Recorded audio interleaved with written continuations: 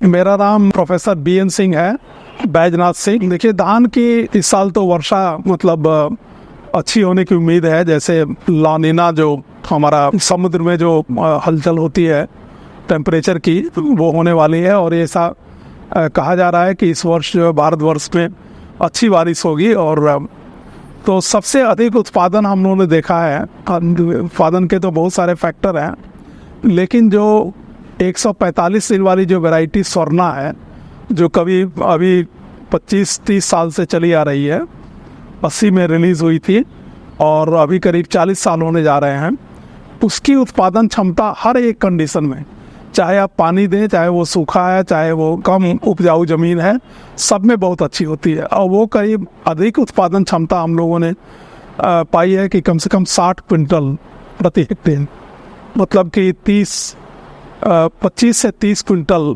प्रति एकड़ होती है। और इसके अलावा ऐसा है कि जातियों का चुनाव जो है इस बात पर भी निर्भर करता है कि आप खाने के लिए उगा रहे हैं या बाज़ार में बेचने के लिए। हाइब्रिड जो संकर धान है, उनमें भी जो 64-44 किस्म है, जिसमें कि एक वो भी 140-145 दिन की है। तो संकर धान में भी उपज जो है इससे ज़्यादा होती है। करीब यदि आप अच्छी खेती करेंगे तो 80 क्विंटल, मतलब कि 30 क्विंटल प्रति एकड़ की उपज आपको आसानी से मिल जाएगी।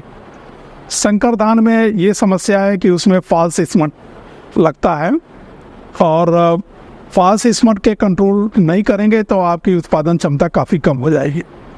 तो हम लोग ये भी देखते हैं कि किस्में तो हम लोग अनुमोदित करते हैं ज़्यादा से ज़्यादा उपज लेने के लिए, लेकिन उसका जो एग्रोनॉमिक पैकेज है कि उसको कैसे उगावें और कैसे हम ज़्यादा से ज़्यादा उत्पादन ले सकें, उसके लिए हम लोग कोशिश करते हैं। जहाँ तक खाने का सवाल है, मतलब कि भोजन के लिए, तो संबा मसूरी जो है सबसे उत्तम है खाने के लिए। और उसमें हम लोगों ने पाया है कि जो संबा सबोन वैरायटी है, जिसमें सबमर्जेंस का जीन डाला हुआ है, तो वो हर एक अवस्था में, चाहे वो सिंचित है, चाहे वो बाढ़ग्रस्त है, चाहे नीची ज़मीन है, हर एक क्षेत्र में उसकी करीब 65 क्विंटल हम लोगों को किसानों के खेत में मिली है प्रति हेक्टेयर जो है। तो वो भी करीब 25 से 30 क्विंटल प्रति एकड़ के करीब आता है।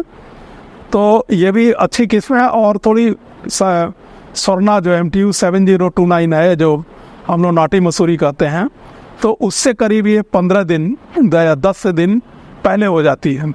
तो हमारा जो धान और गेहूं का जो फसल चक्र है, उसमें हम गेहूं की बुआई हम समय से कर पाते हैं। जैसा कि अच्छी उपज के लिए हम नवंबर के पहले फोर्टनाइट में, मतलब 15 नवंबर तक बुआई कर दें तो गेहूं की भी अच्छी उपज आती। तो हम ये 3 किस्में हैं, यदि अच्छी उत्पादन लेना है तो शक्कर धान में जो 64-44 प्लस है, राइस का है, जो कि उसकी उत्पादन क्षमता हम 80 क्विंटल प्रति हेक्टेयर, मतलब 30 से 35 क्विंटल प्रति एकड़ लेते हैं। स्वर्णा भी, जो जैसा कि हमने बताया कि उसका भी आप खाद का अच्छी तरीके से ये सारी प्रजातियां कम से कम आपको 120 किलोग्राम नत्रजन देंगे। यदि आप गिरती नहीं है ये किस्में जो है, तो आप 150 किलोग्राम नत्रजन दे सकते हैं। पंजाब में जो औसत उपज है वो काफ़ी अच्छी होती है, करीब 40 क्विंटल चावल, मतलब 60 क्विंटल धान के करीब प्रति हेक्टेयर पैदावार हो जाती है।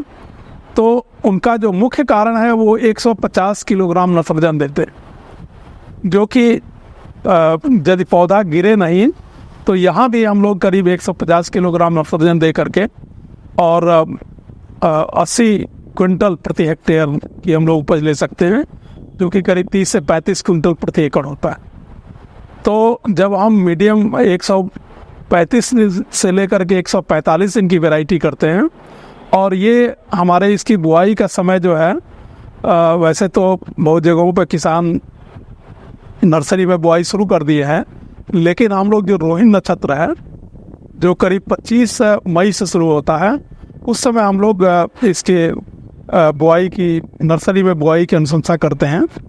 और रोपाई करने पे हमको समुचित खाद देते हैं, तो हमको करीब 25 से लेकर के 35 क्विंटल प्रति एकड़ की उपज आसानी से मिल जाती है। तो खाद नत्रजन, चूँकि यूरिया काफ़ी सस्ता है, 260 से लेकर के 280 रुपया प्रति बैग है, जो कि 45 किलो का बैग आता है। तो कम से कम हम जब 3 बैग यूरिया डालते हैं और शुरू में NPK 12-32-16 डालते हैं, तो हमारी उपज जो है मैक्सिमम होगी। जिन खेतों में जिंक की कमी है, उसमें हम लोग 25 किलो जिंक प्रति हेक्टेयर वो हम रोपाई के समय ही दे देते हैं, जिससे कि पौधे को जिंक उपलब्ध हो जाता है। तो और बीमारियों की भी रोकथाम हमने पाया है, क्योंकि हम अनुसंधान में भी करते हैं वहाँ पे। तो जो सरसों की खली है, उसको यदि आप 50 किलो प्रति एकड़ की दर से आप खेत में रोपाई के समय बखेर देते हैं, तो इससे हमारा जो ऑर्गेनिक कार्बन है खेत में, वो काफ़ी उपलब्ध हो जाता है। यहाँ तक कि जिंक और आयरन और सल्फ़र की कमी भी काफ़ी हद तक दूर हो जाती है। और बाद में करीब 1 महीने बाद यदि आप 50 किलो नीम की खली दें, तो इससे हमारे कीट या जो कीड़े हैं वो कम हो जाते हैं। तो ये 50 किलो के करीब, जो जैसा आपने बताया कि सरसों की खली, झारखंड में वहाँ पे करंज की खली भी अवेलेबल है, तो उसको भी रोपाई के समय दें। और उसके करीब 25 से 30 दिन बाद यदि आप नीम की खली दे देते हैं, नीम की खली अभी इफ़को में भी मिल रहा है, लेकिन जो देसी तरीका है जिसमें कि नीम का तेल निकालते हैं, तो उसमें कुछ जो है नीम ऑयल रह जाता है। और वो नीम ऑयल जो है वो डीनाइट्रिफिकेशन, मतलब जब हम यूरिया देते हैं तो वो एक नाइट्रोजन इनहिबिटर का भी काम करता है, तो वो ज़्यादा नाइट्रोजन पौधे को अवेलेबल हो जाता है। तो ये जो करें, क्योंकि हमारे खेतों में जो ऑर्गेनिक कार्बन है काफ़ी कम हो गया है, तो यदि आप नीम की खली और सरसों की खली दोनों का प्रयोग करते हैं, हालांकि ऑर्गेनिक फार्मिंग में तो इन्हीं का प्रयोग करना होता है, लेकिन यदि आप अच्छी खेती कर रहे हैं तो हर एक किसान सरसों उगाता है और उसकी खली का यदि वो प्रयोग करता है खेत में, और नीम की खली बाद में प्रयोग करता है, तो उससे कीड़े भी कम लगेंगे और ऑर्गेनिक कार्बन पौधे में उपलब्ध होता जाएगा। शुरू में जब टिल्लिंग होगी तो टिल्लिंग भी हाई हो जाती है, तो इसमें हमारी उत्पादन क्षमता जो है कम 25 से लेकर के 35 क्विंटल प्रति एकड़ तक की होती है, जो कि और किस्मों में नहीं होती है। तो यदि आप 135 से लेकर के 145 दिन वाली किस्में लगाते हैं, तो उनको टिल्लिंग करने का और जो पैनकिल इनिशिएशन है खाद का समुचित प्रयोग करने का समय मिल जाता है।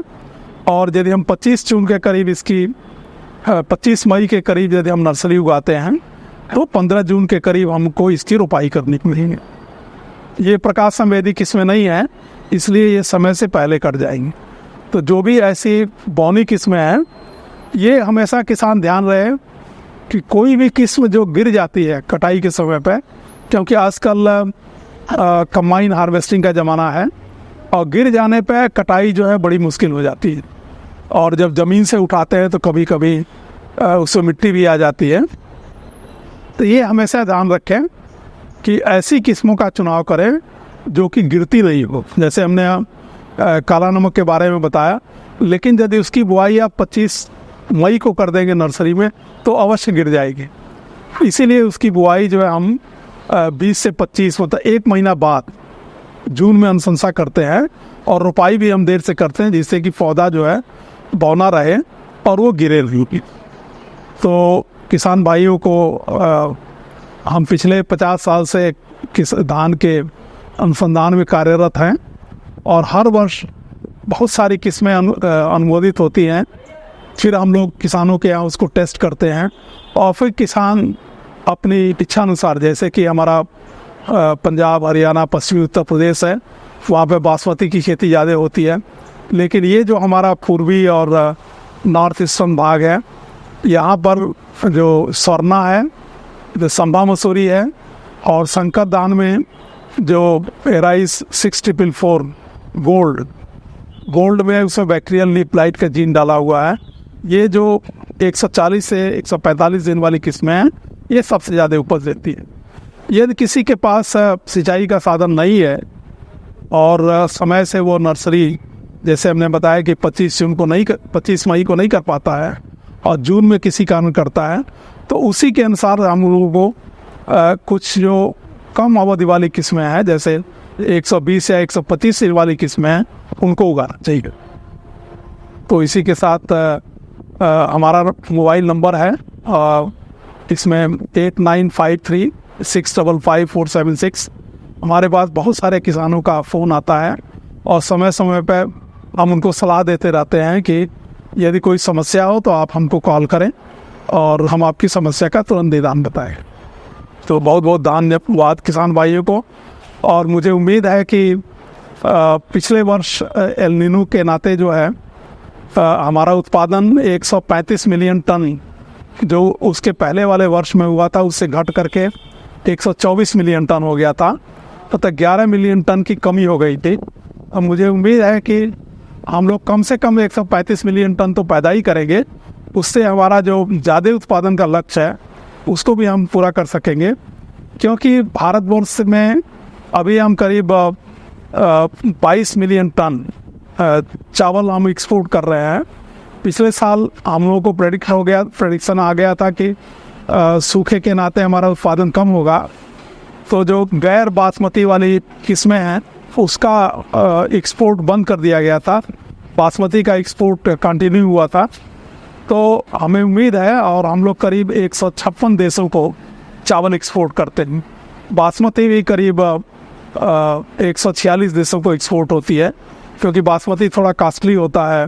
जो नॉन बासमती चावल है, जैसे संबा मसूरी है या सोना मसूरी है, तो हमें उम्मीद है कि हम 135 मिलियन टन जो हमारा पिछले वर्ष उत्पादन रहा है, उसको हम लोग इस वर्ष, चूँकि वर्षा अच्छी होने की उम्मीद है और यदि समय से हम इसकी बुआई और रोपाई कर पाएँ, भरपूर मात्रा में खाद दें, तो हम लोग 135 मिलियन टन का जो हमारा उत्पादन था 2022-23 में, उससे हम लोग ज़्यादा उत्पादन कर सकते हैं और पूरे विश्व को हम लोग चावल खिला सकते हैं।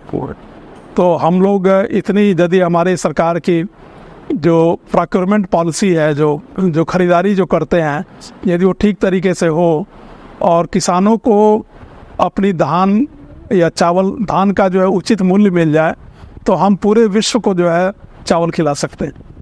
हमारे किसानों में इतनी उत्पादन क्षमता है, और जो सरकार की नीतियां हैं, जैसे कि फर्टिलाइज़र प्रदान करना, इंसेक्टिसाइड, पेस्टिसाइड, जब भी कोई बीमारी या कीड़े का आक्रमण होता है तो उसको कंट्रोल करना आवश्यक है। यदि उसको कंट्रोल नहीं करेंगे तो हमारी फसल जो है उत्पादन काफ़ी कम हो जाएगा। तो मुझे उम्मीद है कि हम लोग, भारतवर्ष के जो किसान हैं, वो पूरे विश्व को चावल खिलाएं और जब सही जानकारी उनको मिले सही समय पर, तो अच्छी तरीके से वो खेती कर सकें। बहुत बहुत धन्यवाद।